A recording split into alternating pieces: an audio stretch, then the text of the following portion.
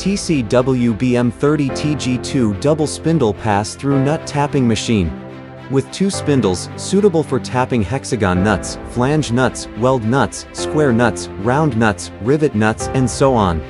Pallet travel 250 mm. Spindle servo motor 4.4 kilowatts and 5.5 kilowatts with speed 1500 RPM. Feed servo motor 1.3 kilowatts with speed 1500 RPM. Clamp fixture. Tap range from M16 to M30. Productivity per spindle is 8 to 15 PCS per minute. Advantages: can automatically choose and separate defective parts, with screw tap wearing out or breaking warning with high accuracy. Dimensions: 1,750 mm length, 1,750 mm width, and 1,900 mm height. Weight: 3,200 kilograms.